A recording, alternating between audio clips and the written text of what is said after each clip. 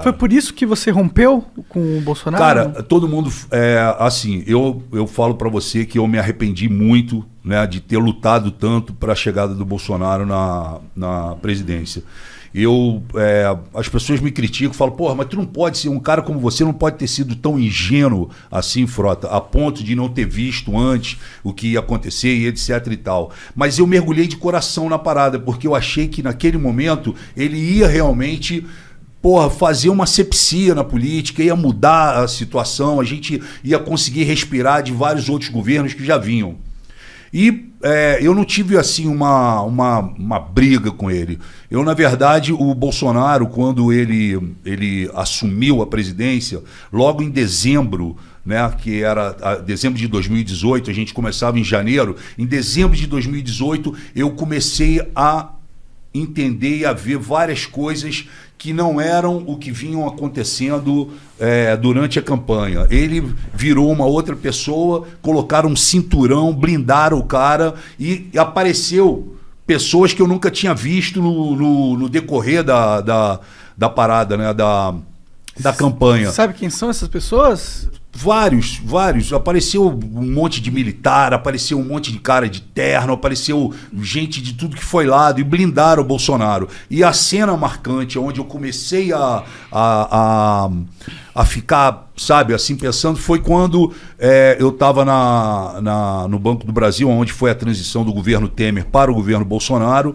E aí, lá para as 2 horas da tarde, abriu a porta do corredor, entrou vários militares e o Bolsonaro no meio, um monte de cara de terno. E o Bebiano, que morreu de infarto. Uhum. O Bebiano, as pessoas podem criticar, falar o que quiser, mas o Bebiano, meu irmão, ele ficou 26 horas da vida dele por dia, durante 5 anos, do lado do Bolsonaro. Se tem alguém que ajudou o Bolsonaro, empurrou o Bolsonaro, tirou vários BOs da frente a nível jurídico e o caramba, segurou a parada, foi o Bebiano. E o Bebiano morreu, muita gente acha estranha essa morte dele, né? A gente conversou com o André Marinho, ele mostrou um vídeo aqui no Flow do Bebiano. Um cara forte pra caralho, grande, entendeu? E aí, eu encontro o Bebiano, e aquelas pessoas todas que foram entrando por umas salas. Era um corredor enorme, todo mundo entrou e ficou o Bebiano parado no corredor. Aí eu cheguei pro Bebiano e falei, e aí, Bebiano, tá tranquilo? Ele falou, tô. Falei, pô, e aí, onde que é a tua sala? Ele falou, pô, não tem sala.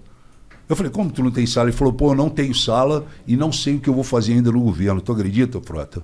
Eu falei, pô, não acredito. Pra mim, tu ia ser o cara, pô, tu ia ser o líbero da parada. Tu ajudou o cara a sentar nessa cadeira. Pra mim, tu era o líbero. Tu não precisava nem ter cargo. Sim, tu era o cara que ia chegar, Bolsonaro, é o seguinte, estou precisando coordenador ali. Um coordenador, né? Ele falou, pois é, mas não tenho. E eu tô achando muito estranho as coisas, Frota, porque começaram a me tirar de reuniões, eu não sei para onde eu vou, sabe? Aí tentaram acochambrar ele ali na Secretaria-Geral da Presidência, enfim. Mas qual que era o problema com o Bebiano em si? Eu não sei qual foi o problema com o Bebiano. Entendi. Só o que eu senti foi o seguinte, irmão. Se você corre junto uma temporada e você ganha, porra, você tem que comemorar junto. Com você certeza. não pode largar um cara como o Bebiano sem sala. Isso para mim foi muito marcante. E acendeu uma luz. E fora outras coisas que eu vim vendo. Mas aí quando chegou em janeiro, o Bolsonaro me chama e fala assim, ô Frota, o Temer, através do Onyx Lorenzoni, pediu a cota dele no nosso governo, que é justamente um ministério, uma secretaria. Como o Bolsonaro se vinga da classe artística por causa daquele hashtag ele não, que a Daniela Mercury foi uma das que comandou aquilo, e vários outros artistas, e os artistas foram contra a eleição dele, o Bolsonaro se vinga da classe cultural. Então o que ele fez?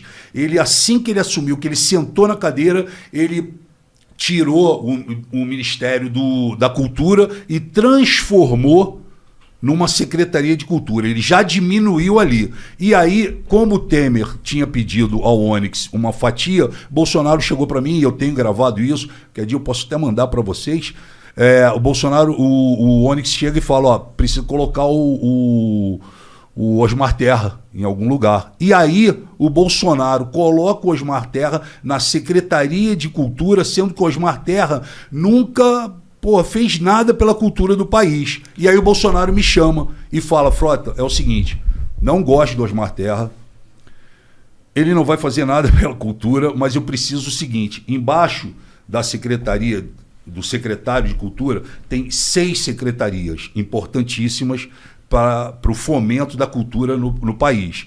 Lei Rouanet, direitos autorais, praças públicas, monumentos e etc., diversidade, audiovisual e não me lembro agora qual que é a outra. São 6. Então o Bolsonaro chegou para mim e falou, pô, Frota, vê se você pode ajudar o Osmar Terra e monta para mim esse cinturão embaixo dele. Então eu fui para campo, eu conheço muita... Antes de continuar, só que eu tenho uma dúvida nessa sua história. Por que o Temer poderia pegar uma parte dele? Porque isso é um jogo político, né? MDB é um jogo político. É o Temer pegando a cota do MDB. Do MDB. Entendi. É isso. Entendi. Se eu não expliquei... Os partidos, é que eu não entendo muito. Os partidos, quando fecham, pô, vamos eleger o Monark. Vamos eleger o Monark? Então tá, Monark, a hora que você sentar, nós vamos te colocar lá, mas a hora que você sentar lá é o seguinte, ó, nós queremos essa secretaria aqui. Entendi. Tá fechado? Essa era a missão do Temer como líder do partido. Você fatia o governo. Pode crer. E você acaba fazendo o que ele tinha dito que não faria. Inclusive na campanha e na entrevista dele na TV Globo. Sim. Que ele fala, eu jamais vou fatiar o meu governo, eu não vou aceitar que o Centrão fique junto comigo, porque no Centrão tem corrupto, bandido, safado, não sei o que, coisa e tal. Um presidente não consegue governar fatiando o governo, e ele fez isso. E aí quando ele me chama, eu fui em campo, não fui buscar amiguinho meu, fui buscar pessoas que realmente entendiam da situação, e convidei essas pessoas. Algumas aceitaram logo de início, outras tinham que se desvencilhar dos seus empregos e etc e tal, e montei esse cinturão para dar suporte para um cara que não entendia de cultura, que não sabia o que era a Lei Rouanet e que deu uma declaração quando foi convidado como secretário que de cultura ele só entendia tocar berimbau.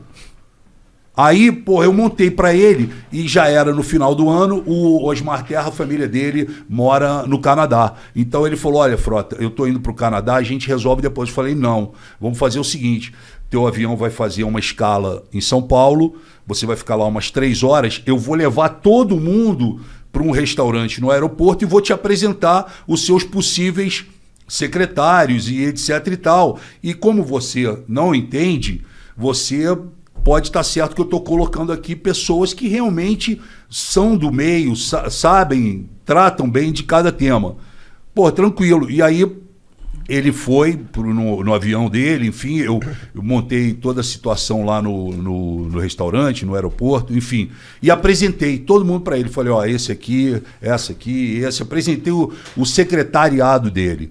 Isso já acendeu uma luz no governo, que os caras começaram a falar assim, pô, o Frota tá se apossando da cultura. Entendi. O Frota tá querendo o ministério para ele. Não era, o presidente me pediu. Aí eu apresentei para ele, ele foi embora. E, porra, saiu todo mundo, pô, Frota, beleza. Porra, tô feliz, obrigado pela oportunidade, vamos lutar. E o caramba, ó, tô pedindo demissão da Fox para assumir aqui a parada. O cara, porra, com 10 anos de empresa, tô saindo fora, mas meu irmão, pode vir, vai dar tudo certo. E, porra, ele viajou, o Osmar Terra. E o Osmar Terra viajou, passou o ano novo, essa coisa. Quando ele volta, ele se encontra com o Onyx Lorenzoni, os dois são do Rio Grande do Sul. Ele se encontra com o Onyx Lorenzoni e, sem falar comigo, sem pelo menos me informar, resolvem mudar o cinturão. Porque eles já vinham com a cabeça deles de, não, vamos acochambrar aqui a nossa galera. Porra, nada do Frota, nada, sabe? E começaram a fazer esse jogo. E montaram isso, tiraram das 6 secretarias, brother, eles tiraram 5. Eu fiquei só. Aliás, eles tiraram 4, ficaram 2. A de audiovisual e a de direitos autorais, o Maurício Braga. Eu falei, porra, Cara, isso não tá certo. As pessoas saíram dos seus empregos. Pô, o cara tava ninguém chegando em Brasília já, pô, tô procurando flat aqui pra morar. Porra, mas ninguém ainda me ligou pra fazer crachá, ninguém me ligou. Não, vai ligar, calma. E aí, de repente, eu vejo no jornal, fui informado pelos jornais, que, porra, tava montado uma outra pá, vamos chamar assim. Aí eu fiquei puto com isso, obviamente, fui direto no Bolsonaro pra falar com ele. Aí quando eu cheguei no Bolsonaro, o Bolsonaro virou pra mim e simplesmente falou, ó, não quero saber, irmão, isso daí é problema teu, porra, não vou arrumar confusão, Frota, pelo amor de Deus.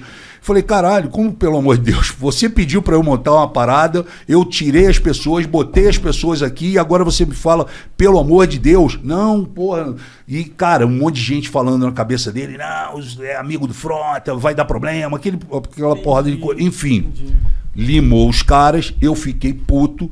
Porra, primeira oportunidade que eu tive, eu fui pro plenário, meu irmão, peguei o microfone e soquei forte o Onyx Lorenzoni. Chamei de safado, vagabundo, que não poderia ter feito isso, não sei o quê. E pá, fiz um discurso pesado. Nesse discurso pesado, os caras entenderam. Falou, ó, abriu aqui uma fissura entre o Frota e o governo. Como é que o cara vai e fala do ministro, que é o secretário do Bolsonaro, e ele, porra, senta o pau. Aí sentei a porrada. E nesse meio tempo que eu tô fazendo isso, na mesma semana quase, explode o caso do Queiroz.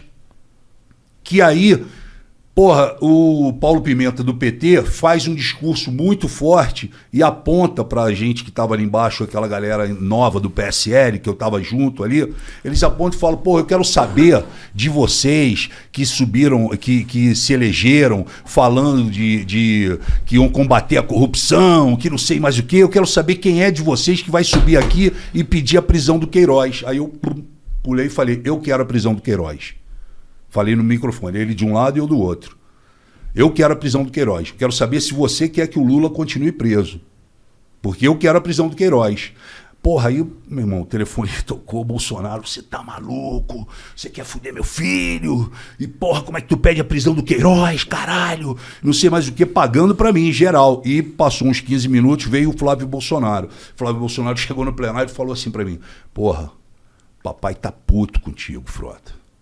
Como é que tu fala isso, porra? Pede a prisão do quê? Porra, cala tua boca, cara. Porra, tu não precisa fazer isso, caralho. Pá. No dia seguinte tinha um café da manhã. Eu fui no café da manhã, o Bolsonaro deu de cara comigo, chegou pra mim. Pô, aí tem até na internet, porque tinha uma pessoa gravando, a gente não sabia. Aí ele, porra, me abraça e fala assim, puta que pariu, caralho. Fecha essa matraca, Frota. Você tá maluco? Como é que tu me fala uma merda daquela? Aí ele mandou essa e depois o Bolsonaro ele é cheio disso. Ele dá uma chicotada, depois ele quer aliviar. Aí ele fez a gracinha e a gracinha ficou pior do que a parada que ele falou assim, porra, não sei o que, como é que tu fala essa merda? Porra, Frota, eu quero continuar transando contigo. Mandou assim no meu ouvido. E porra, e saiu. E a porra, tinha uma mulher gravando. Tinha uma mulher gravando, a mulher, porra, pegou, editou essa parada e aí, porra, aparece no dia seguinte um vídeo do Bolsonaro no meu. Porra, Frota, quero transar contigo. Entendeu? E aí aconteceu essa parada. Aí, cara, eu vi que, porra, não tinha mais clima, né? O PSL rachou logo de início, porque o PSL foi eu vim no meio do PSL e não tiro também a minha participação nesse troço, mas o PSL entrou um monte de cara novato, achando que ia resolver a política do país. E, meu irmão, a gente fez uma asepsia lá dentro, mas foram 52% de gente nova que entrou e etc e tal. Mas os que ficaram era só black belt. Era só faixa preta. Não tinha nenhum que, porra, tu falava que era bobinho. Não, só tinha ninguém com 5, 6 mandatos, sabe? 4 mandatos. Os caras casca grossa que ficaram. Aí os caras viram aquele monte de cara chegando, achando que, porra, ia pintar Brasília, ia mudar. Os caras começaram a bater, né? E o PSL, ele foi se fragmentando, ele foi rachando. Ele começou um jogo de briga, de ciúme, de crítica um pro outro. O caralho, era tudo que os caras queriam do outro lado. Os caras deixam os caras se pegarem, entendeu? E vaidade, e não sei o quê. Não, porque eu ganhei tanto, porque eu isso, porque aquilo, que o negócio foi rachando. Eu fui cada vez fazendo mais oposição, porque eu falei, eu agora não posso fugir desse meu discurso. E é um discurso verdadeiro. Eu não mudei. Quem mudou foram eles. E aí eu continuei nessa linha. Aí, pô, chegou uma hora que o Bolsonaro chamou o Bivar e falou, ó, eu quero o Frota expulso do PSL. Ele não pode mais ficar no PSL, porque, porra, cada vez que ele sobe naquele plenário, ele dá uma porrada em mim, dá uma porrada no Ministério da Economia, fala, porra, eu quero tirar. E ainda assim, eu prossegui, eu fiz muita coisa ainda pró-governo, né?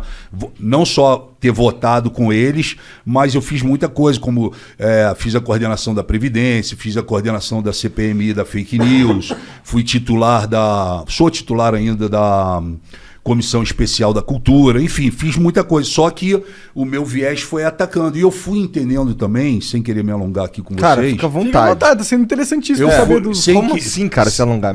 Senta o dedo. Sem, assim, eu falei, cara, eu preciso me posicionar aqui dentro, e eu comecei a ser mais oposição do que a própria oposição.